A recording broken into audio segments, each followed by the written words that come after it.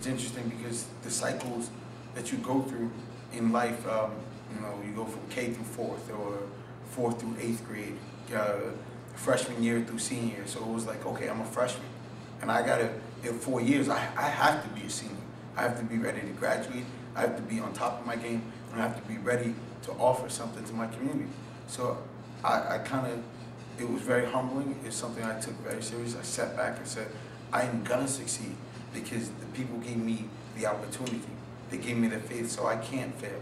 And so it's been, I can't imagine what I said to convince people to give me this opportunity, but I thank God for that every day. Yes, yes, I yes. thank God because it's just amazing that the people of South Fork gave me an opportunity to do what I'm doing. Well, your father also mentioned that you didn't want to do it the traditional way, that you had some other approach. Yeah. Can you share an approach with us? I'm not sure in which particular approach that he was talking about, but I know in 2004, everybody said I was supposed to run for school board. If you don't run for school board and get elected to the school board, you can't be the councilman. Yes, he mentioned something like that. To get elected to the school board, the man that controls the school board at this time is not a bad guy. Right. But I believe in self-independence. I'm not sure if that's correct.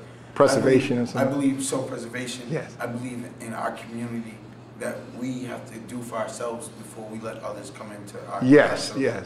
I believe sometimes we need to keep things between us, and then we can invite others. It's always, Sure, sure. You need others. Sure. But at the right time. You have to be strong. We have some issues that we need to deal with. So, my father being the man that he is, only solely focused on getting his son elected. He took me down a path that more than likely the team that I was on, the ticket that I was with, if I would have ran, I had a high probability of winning. Nothing's guaranteed, but this ticket wins more often than not. Okay. I did my first fundraiser, did well, raised $40,000 as a kid fresh out of college. Wow. $40,000 from my father's friends, my college friends, people who just know me all my life and knew that education was the hallmark of my life. That Sure. No matter what I did, I was always the kid who got up and went to school. And I had to get up at 5:30 to go to some of the schools that I went to. Your father talked about you going to a private high school. Now, what was the name of that high school? I went to, well, it started in middle school. I went to the Peck School in Morristown. Okay. That I took the train to, so I was up at 5:30 to catch a 6:15, I'm sorry, a 6:40, 6:45 train. Okay. So I had to get up at like 5:30, get dressed, eat, get myself out the house, get to the train station. And this was at 13 and 14 years old. Wow. So I've just been disciplined all my life. But it was something I wanted to do. Sure. You know, because, and it was no disrespect to the Newark public schools, but they weren't challenging me. Sure. So I needed a challenge. And when I got to these private schools, it wasn't that I felt that they were better. It was just, it was a different ballgame. But then it also was a different idea of what the world and what you're really facing. Sure, sure. And who you're dealing with. The school was too Yeah. much different. Yeah, More but it different. was actually in something that I'm proud of. November 14th, I will be in a wedding. In a wedding where I'm not sure if I'm going to be the only black person there, but definitely the only black person in the wedding. But it is a true friendship. Sure. Between the groom and me. Sure. We met freshman year, freshman football, and a little black kid from Newark, you could have never told me a little white Irish Italian kid would be one of my best friends in the world Sure. to this day. That's right, that's right, that's right. God is an awesome God. Yes, yes, yes, yes. It is because of people. That's right. And how he taught me to take people for who they are. Sure. Not because of stereotypes, that I was even open to becoming so close to this kid. Sure. And, Sure. and I mean, it just blows me away that he and I have a friendship and that it is developed to that level. Well, you know, I think that a lot of times what people think about when a young man like yourself would go off to a private school, preparatory school, and then go off to an Ivy League college. Yeah. What we have seen, and you know, we go by a vision, what we see. we see so many people that go off to these schools and they come back and they don't like themselves.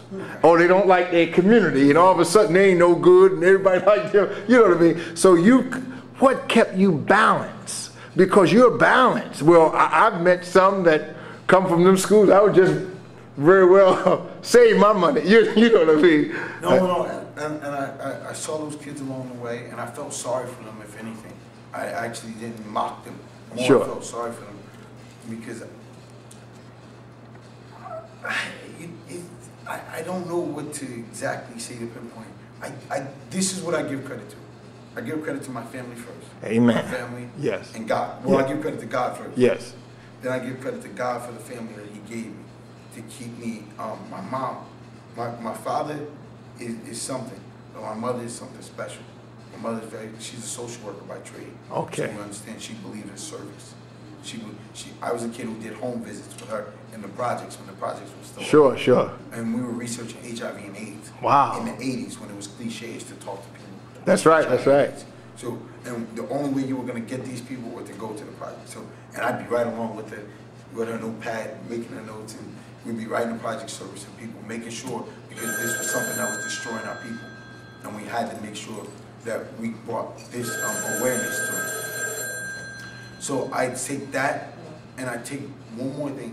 I take an extreme pride in being from Newark. This is a resilient city. Yes.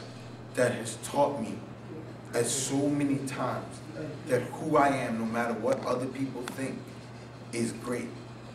And see, this is the story. This is the part about God that people don't know about me. I believe in God so much because when I tried to screw up this life, I had angels along the way who most people consider the worst of the worst. Okay. Led me straight. All right. So I was on those corners when things were about to go down. But my friends would send me home and see, they saw something in me when I just wanted to be with them. It wasn't that I wanted to be down, because I never needed to be like them, because they always appreciated me for who I was. Sure. I just wanted to be with them because they were just the people that didn't care who I was. I was just that guy that was for them. So, but they would always say, it's time for you to leave. Right. They would protect you. Go. Right, okay. Even when I'd be like, no, I'm staying. No, you go. This Yes. is what we do. So I got to give credit to a lot of these so-called negative people, these so-called bad people in our community, because some of these bad people saw things in me that I didn't see in myself. Well, you all often said this right here to many people in groups that I speak, that the first person that helped you is that one sometime that may have a bottle of Boom Fine number 9 in his pocket. He may be the one that says, son, go to school. Yeah. You know what I mean? Now, he didn't go, but he may be the one that leads you and somewhere through God transmit the information and you get it.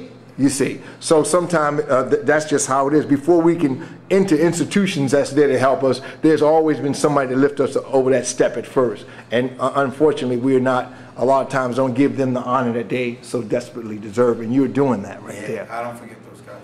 And people tell me all the time, see, this is the thing that I don't agree with.